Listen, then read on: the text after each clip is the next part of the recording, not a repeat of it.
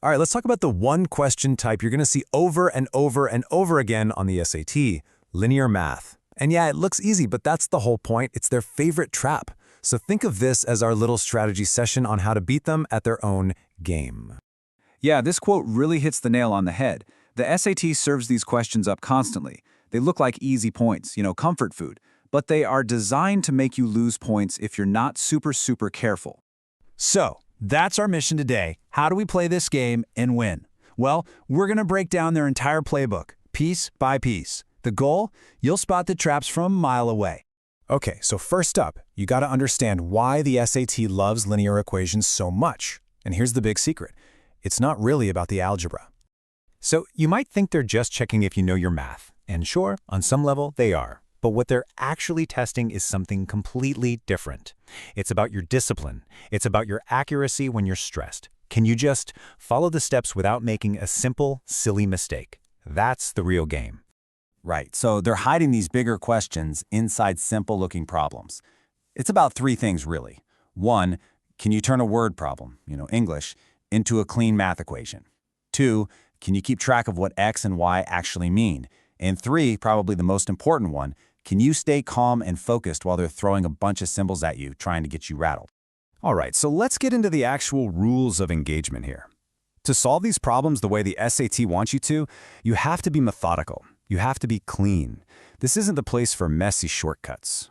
And this right here, this is the golden rule. It is absolutely non-negotiable. Whatever you do to one side of that equal sign, you have to do the exact same thing to the other side. Always. It sounds so basic, but I promise you, this one little piece of discipline is like a shield that will protect you from almost all of the common mistakes. Okay, let's talk about one of the SAT's favorite ways to freak you out, fractions. The second you see a fraction in one of these problems, your first move should be to get rid of it. It's a super simple three-step play. First, just find the denominator. Let's say it's a 3. Then, and this is the key part, you multiply everything, every single piece of that equation by 3. And just like that, the fraction is gone. Now you've got a clean, simple equation you can solve without breaking a sweat.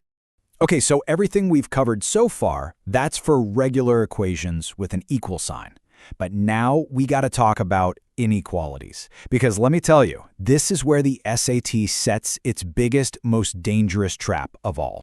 And I'm not kidding. This one rule wrecks scores. It's not just a minor slip-up, it's a total score killer. And the worst part? The SAT knows it. They don't warn you, they don't give you any hints, they just sit back and wait for you to fall right into this trap. So here it is. This is the big one. They call it the flip rule. When you multiply or divide both sides of an inequality by a negative number, you absolutely must flip the sign. That's it. Greater than becomes less than or equal to becomes greater than or equal to. If you forget to do this, you are guaranteed to get the question wrong. And look, this is exactly what I'm talking about. Let's say you have negative x is greater than 3. Simple enough, right? To get x by itself, you have to divide by negative 1. Well, the second you do that, bam, that greater than sign has to do a complete 180 and become a less than sign. It's not optional, it's a mandatory move in the game. All right, next up is a skill that's just as important, translation. The SAT is an expert at hiding super simple math problems inside really confusing word problems and graphs.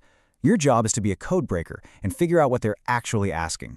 Here's your secret decoder ring for number lines. Seriously, when you see a number line on the SAT, they're not just drawing a picture, they're writing a secret message. An open circle? That means less than or greater than. A closed, filled-in circle? That means or equal to is included. It sounds so simple, but I'm telling you, people mess this up on every single test. And when it comes to word problems, the most important thing you can do happens before you even start writing down equations. You have to define your variable. Don't just let x be x. You got to know, what is x? Is it the number of tickets sold, the price of a hot dog? Anchoring that variable to something real keeps you from getting confused and solving for the wrong thing. Okay, now for the part that honestly feels like a cheat code. Let's talk about a tool that completely changes how you approach these problems. And it's a tool the SAT gives you on the digital test. Yeah, I'm talking about Desmos, the graphing calculator that's built right into the test. This isn't a crutch, okay? It's a strategic weapon they're letting you use. If you see a problem with two equations or a tricky inequality, this is your shortcut to the right answer, guaranteed. And the playbook for using it is so easy. Step 1, just type the equations in, both of them. Step 2, look at the graph, and find where the lines cross. You can literally just click on that intersection point.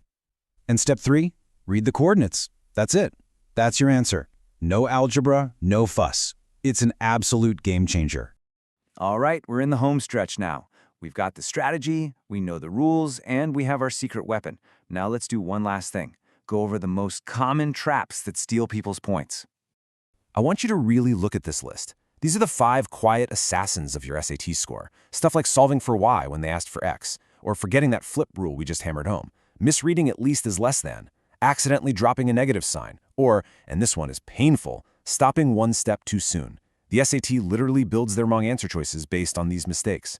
So memorize this list. Make it your mental checklist. So what are we aiming for here? What's the goal? It's all about speed and accuracy. You should be knocking out every single one of these questions in about 30 to 60 seconds. Seriously, if it's taking you longer, you're probably working too hard. You're forgetting about a tool like Desmos. And why does that speed matter so much? Because every second you save here is a second you can spend on those really nasty problems later in the section. And that's really the final takeaway here. Linear math on the SAT, it's not just about getting points, it's about banking time. This is where you build your advantage. This is where you create a buffer so you can tackle the hard stuff without rushing. You master this section, and you're not just answering questions correctly, you're outsmarting the test itself.